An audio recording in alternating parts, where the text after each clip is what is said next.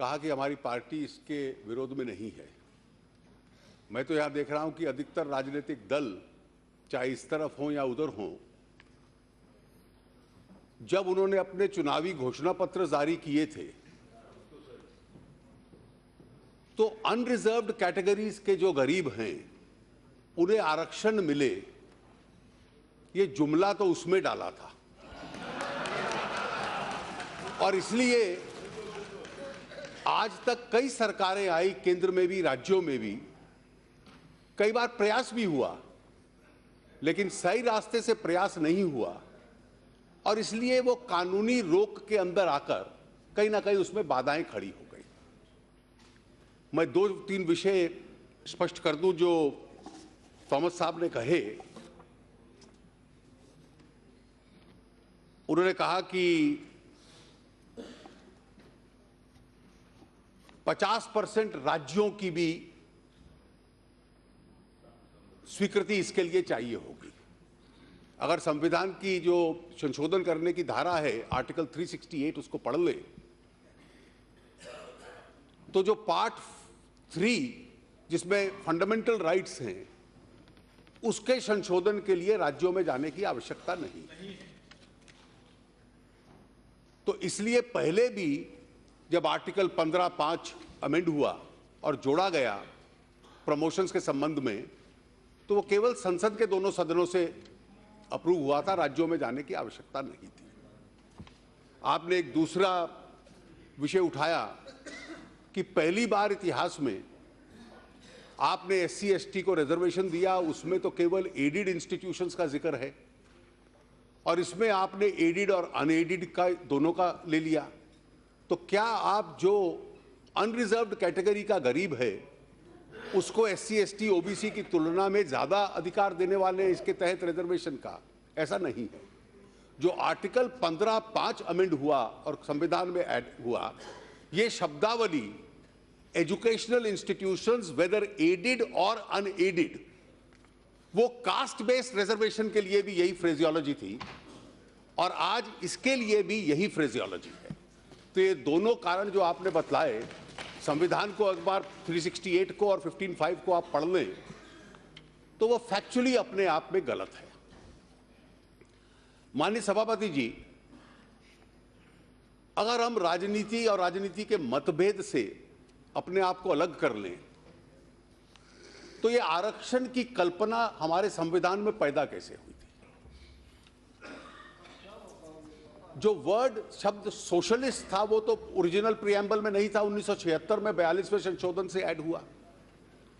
लेकिन जब पहला संविधान बना और इसका तर्क जो कहीं पब्लिक स्पेस में दिया जा रहा है कि क्या बेसिक स्ट्रक्चर, बुनियादी ढांचे के आधार पर इसको चुनौती मिल सकती है, तो जो आरंभिक संविधान निर्माताओं ने बनाया था उसके प्रियम्बल में हालांकि शब्द सोशलिस्ट नहीं था, लेकिन उसमें 2 बहुत महत्वपूर्ण शब्द थे, वाक्य थे। एक था कि सभी नागरिकों को, टू ऑल सिटीजन्स, और इस पे कोई धर्म या जात का संबंध नहीं था, हम क्या क्या देंगे?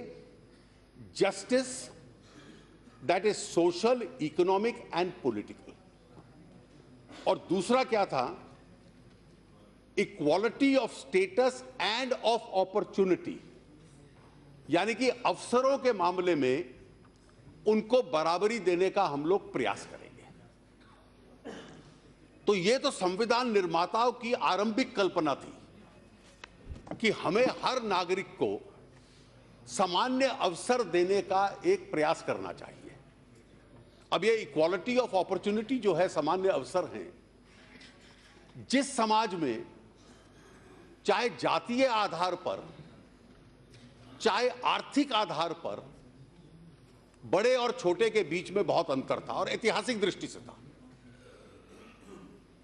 अब उसमें हम उन सबको कहें कि बराबरी का यह अर्थ है, इक्वालिटी का यह अर्थ है कि आप सब एक परीक्षा में बैठ जाओ, एक जैसी परीक्षा होगी, तो क्या वो बराबरी होगी? तो संविधान निर्माताओं में इतना दूरदृष्टि थी कि उन्होंने कहा यह बराबरी नहीं होगी। आप 2 ऐसे नागरिक जो बराबर के नहीं हैं, पैदा होने की वजह से या आर्थिक आधार पर जो बराबरी के नहीं हैं, जब उनको बराबर मान लेते हैं तो वो अपने आप में अन्याय होगा। Just as equals cannot be treated unequally, unequals cannot be treated equally. और इसमें से जो अफर्मेटिव एक्शन कि अधिक अवसर देने पड़ेंगे, ये कल्पना उन्होंने बढ़ाई संविधान की धारा 15 और 16 में। 14 में कहा कि सबको बराबरी का अधिकार होगा, लेकिन 15 में उन्होंने कहा 15 का कि जात के, धर्म के, सेक्स के, रिलीजन के, क्रीड के आधार पर भेदभाव नहीं होगा। ये कल्पना उन्होंने आर्टिकल 15 में कही। और उसके साथ साथ कि सरकार या शासन या देश, संसद ऐसे कानून बना सकता है जो कुछ लोग जो शैक्षणिक दृष्टि से या सामाजिक दृष्टि से पिछड़े हैं, उनको विशेष अवसर प्रदान करे। हमने उसको विशेष अवसर कहा, पश्चिम के लोग डेमोक्रेसीज में उसको अफर्मेटिव एक्शन कहते हैं। केवल इतना फर्क है। और ये विशेष अवसर देने से जिनके बर्थमार्क्स कुछ ऐसे थे कि वो पैदाश से बराबर नहीं थे, तो उनको बराबरी के स्तर पे कैसे लाना है, वो उस विशेष अवसर के आधार पे आएगा। और ये इस आरक्षण के पीछे कल्पना थी। आर्टिकल 15 में हमने संशोधन करके 15(5) डाला, और 15(5) का जो उद्देश्य था वो शैक्षणिक संस्थानों के साथ था। शैक्षणिक संस्थानों के साथ ये था कि एजुकेशनल इंस्टीट्यूशंस में स्पेशल प्रावधान करना, चाहे वो एडेड हो या अनएडेड हो, और उन संस्थाओं में प्रावधान करके विशेष अधिकार दाखिले का जो लोग उस दृष्टि से पिछड़े हैं उनको हम लोग देंगे। आर्टिकल 16 का संबंध शिक्षा से नहीं था, उसका रोजगार से था। और रोजगार का अभी तक अर्थ 16 के लिए जो माना जाता है, और इसलिए कभी आर्थिक विषयों पे बहस होगी तो मैं आपके बेरोजगारी के आंकड़ों का उत्तर दे दूंगा, लेकिन अभी तक वो पब्लिक एम्प्लॉयमेंट तक सीमित है। कि पब्लिक एम्प्लॉयमेंट जो है, सरकारी क्षेत्र का जो रोजगार है, उसमें पीएसयूज हैं, राज्य सरकारें हैं, और जितनी सरकारी संस्थाएं हैं, या जिसको हम स्टेट इंस्ट्रूमेंटैलिटीज भी कहते हैं, उस रोजगार में भी ये अवसर प्रदान होगा। अब इसका हम इतिहास देखें। पहला आरक्षण जो था, जो बिल्कुल अविवादित था, वो SC ST के लिए था। और SC ST के साथ विशेषता ये थी, और मुझे लगता है हम लोगों को ये अलग अलग कल्पना समझ लेनी चाहिए, कि कोई SC या ST परिवार में पैदा हुआ, जीवन में बहुत तरक्की भी कर ले और सोचे कि मेरी जात बदल सकती है, तो इसकी कोई व्यवस्था नहीं है। डॉक्टर अंबेडकर कहते थे कि ये एक व्यवस्था है, वो ऐसे फ्लोर पे बहे जिसका सीढ़ी या जीने के साथ दूसरे से संबंध नहीं है, वो ऊपर चढ़ना भी चाहे सामाजिक आधार पर नहीं चढ़ सकता। और सदियों तक उन्होंने कहा कि इससे क्योंकि इनजस्टिस हुआ है, तो इसके कल्पना की दृष्टि से पहले दिन से धारा 15 में शिक्षा के संबंध में और 16 में पब्लिक एम्प्लॉयमेंट के संबंध में हम लोगों ने प्रावधान कर दिया। इसके अतिरिक्त अन्य पिछड़े वर्ग थे, अदर बैकवर्ड क्लासेस। और अदर बैकवर्ड क्लासेस के समय इसमें बहस होती थी काफी आरंभिक वर्षों में। काका कार्लेकर की कमेटी आई, उन्होंने रिपोर्ट दिया, फिर मंडल आयोग की रिकमेंडेशंस आई, उन्होंने अपनी रिकमेंडेशन दी, और अगस्त 1990 में नोटिफिकेशन के माध्यम से तत्कालीन सरकार ने उसको नोटिफाई कर दिया। उसको सुप्रीम कोर्ट में चुनौती मिली, और उस चुनौती के साथ साथ जिसका थॉमस साहब ने जिक्र किया कि जब नरसिम्हा राव जी प्रधानमंत्री थे तो उन्होंने कोई कानून नहीं बनाया, लेकिन एक नोटिफिकेशन निकाला लगभग इसी प्रकार का कि 10% आर्थिक आधार पर भी अन्य वर्गों के गरीब लोगों के लिए आरक्षण होगा। सुप्रीम कोर्ट में जब चुनौती मिली तो उन्होंने इस कल्पना को, पूरा रिजर्वेशन की कल्पना की चर्चा की इंदिरा साहनी के केस में, और वही कानून आज तक चला आ रहा है, जिसकी वजह से एक धारणा बन गई और कल मैंने चर्चाओं में भी देखा और समाचार पत्रों में भी पढ़ा, वो गलत धारणा है। मेरा विचार ये है कि क्या ये 10% एक्स्ट्रा देके जो 50% की कैप सुप्रीम कोर्ट ने लगाई है उसका आप उल्लंघन कर रहे हैं। ये कुछ लोगों ने, आपकी पार्टी के भी कुछ लोगों ने उस पर ट्वीट किया और बयान दिए कि ये 50% से ऊपर है, ये तो रद्द हो जाएगा, क्योंकि राज्यों ने कई बार कोशिश की, वो रद्द हो गया था। ये सही बात है। राज्यों ने कोशिश की या तो नोटिफिकेशन के माध्यम से, या राज्यों ने कोशिश की कि सामान्य साधारण कानून बना के, गुजरात ने भी कोशिश की कि एक एक्ट बना दिया और उस एक्ट के माध्यम से उन्होंने कहा कि हम रिजर्वेशन दे रहे हैं। बट उसका अधिकार का सूत्र क्या था? What was the source of that power? जो सोर्स ऑफ द पावर था वो आर्टिकल 15 और 16 था, और वो सोर्स और ओरिजिन ऑफ पावर था कि आप या तो जो पिछड़े हैं, एससी एसटी है, या सोशली या एजुकेशनली बैकवर्ड है, उनको दे सकते हो। और मंडल आयोग के केस इंदिरा साहनी की जजमेंट में सुप्रीम कोर्ट ने कहा कि कास्ट जो है वो इस सोशल और एजुकेशनल बैकवर्डनेस का एक की डिटर्मिनेंट है। कौन ऐतिहासिक दृष्टि से था बैकवर्ड? जो मंडल आयोग की रिपोर्ट थी, काका कार्लेकर कमेटी की रिपोर्ट थी, उसके तहत caste is the best determinant of backwardness. और इसलिए नरसिम्हा राव जी ने 10% का नोटिफिकेशन निकाला, पर वो नोटिफिकेशन का सोर्स ऑफ पावर यहां तो संविधान में होता, ना आर्टिकल 15 में था, ना आर्टिकल 16 में था, क्योंकि इकोनॉमिकली वीकर सेक्शंस के लिए ना आर्टिकल 15 में प्रावधान था, ना 16 में था।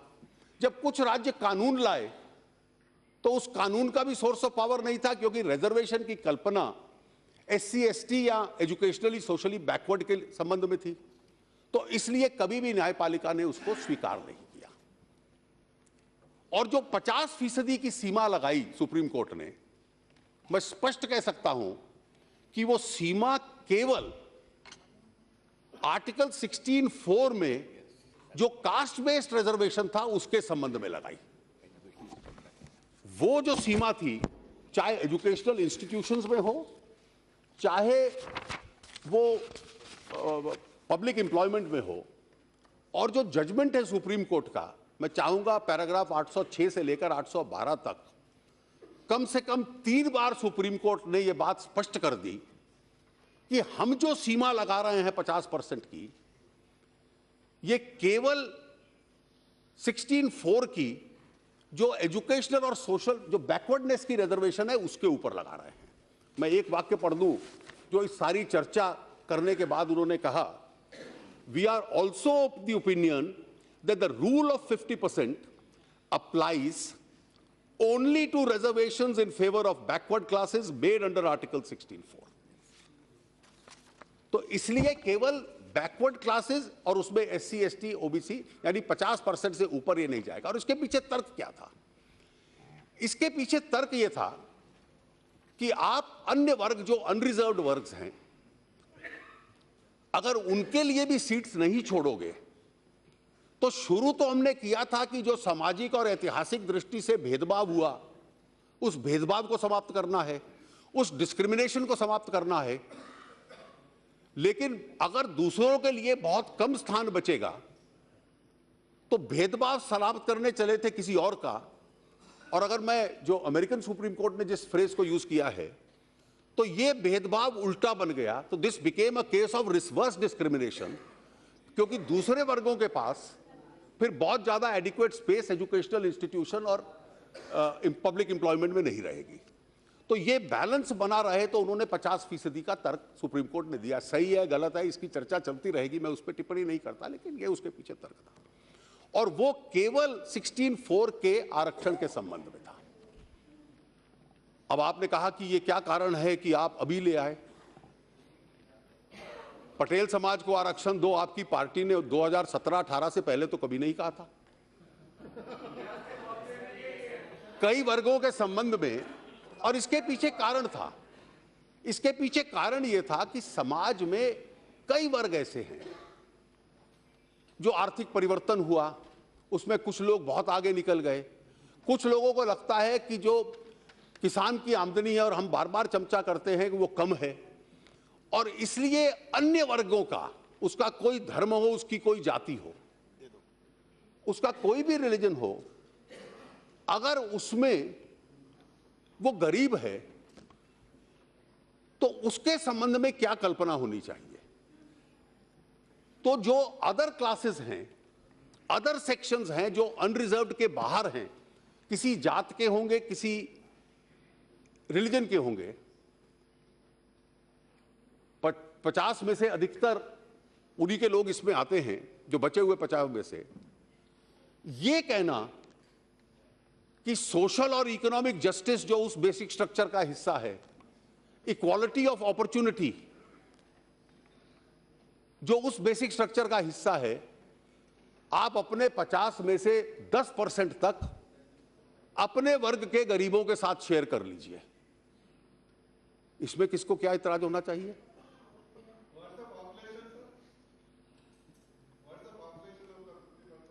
I'll check up the census records and tell you. You see, please. You please make your point when you get a chance. तो इसलिए ये कल्पना थी कि इसको दिया जाए, और आज मुझे लगता है वक्त आ गया है, और अगर हम सब ने मैनिफेस्टोस, अगर हम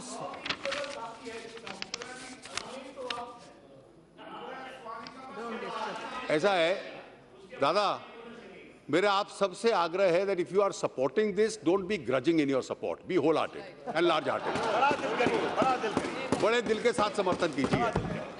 और मेरे अपने कम्युनिस्ट दोस्तों को भी कहना है कि जब गरीबों को दिया जा रहा है तो दुनिया का पहला उदाहरण होगा कि गरीबों के हक में दिया जा रहा है और इस देश का कम्युनिस्ट उसका विरोध कर रहा है।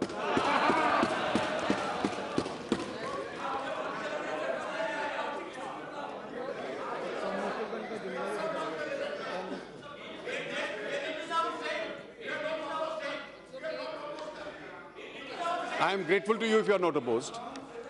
Madam, let me read. I can read the manifesto of every party. My party had supported it. Let me read, just for illustration, the manifesto of 2014 of the Congress Party. No, I am reminding you, sir.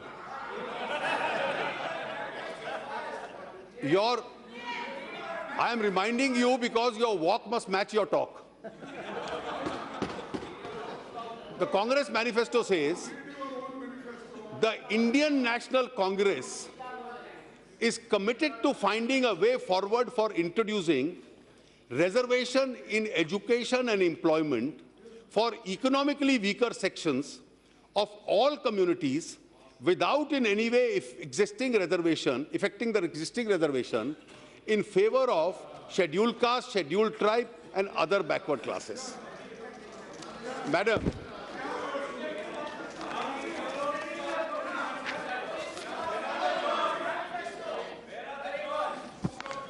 Madam, what the Congress Party had pledged in its manifesto, what the BJP...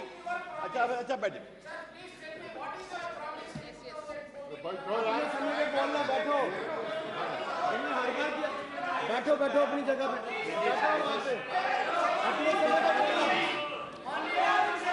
अध्यक्ष जी, इनके speaker के समय कोई बोलता नहीं है, ये बार-बार खड़े होते हैं। यस, बैठिए, आप सबकी मत सुनो। Jaitley ji, don't listen to everybody. Madam. Yes. Don't listen to them. ये तो चलेगा। मैडम, प्रश्न ये है कि मैंने कांग्रेस का उदाहरण दिया, लेकिन हमने भी यही बात कही थी। बैठिए, nothing is going on record. Only Jetli's statement. That's all. Let them chill. Madam, Yes. Madam, बैठो ना, आप चाहते हैं ना, आप चाहते हैं ना तो बैठो, बैठिए बैठिए बैठिए बैठिए प्लीज। नो, कुछ नहीं जा रहा है रिकॉर्ड में।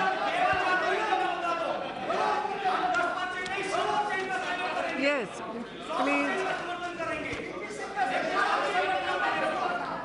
Yes madam, minister. मैडम, मैंने इसलिए जिक्र किया कि केवल हमारी पार्टी या हमारे एनडीए के साथ ही नहीं, कांग्रेस और अन्य पार्टियों ने भी लगभग एक ही भाषा में अपने चुनाव घोषणा पत्रों में किया है। हमारी जो गरीब की गरीबी हटाने के लिए जो कमिटमेंट और निष्ठा है, वो केवल मैनिफेस्टो तक सीमित होगी या पार्लियामेंट के कानून के माध्यम से उसकी शिक्षा और रोजगार तक जाएगी। ये कांग्रेस पार्टी और इनके साथियों की आज परीक्षा है। वो परीक्षा में क्या करते हैं, इसके रिजल्ट का, इसके परिणाम की हम लोग प्रतीक्षा कर रहे हैं। मैं उनसे आग्रह करूंगा कि जो मैनिफेस्टो में लिखा है उसका समर्थन कीजिए और बड़े मन के साथ कीजिए, ग्रजिंगली मत कीजिए। बहुत बहुत धन्यवाद। श्री तंबीदुराई जी, तंबीदुराई जी। Madam Speaker, I am missing my colleagues here. Because of that, on behalf of ADMK party, I want to force to speak now.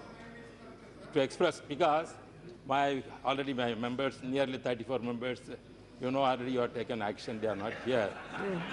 Whereas I am the alone man here, I have to say about the reservation policy. First of all, madam, because they may not in a position to vote also here. That is another thing. Because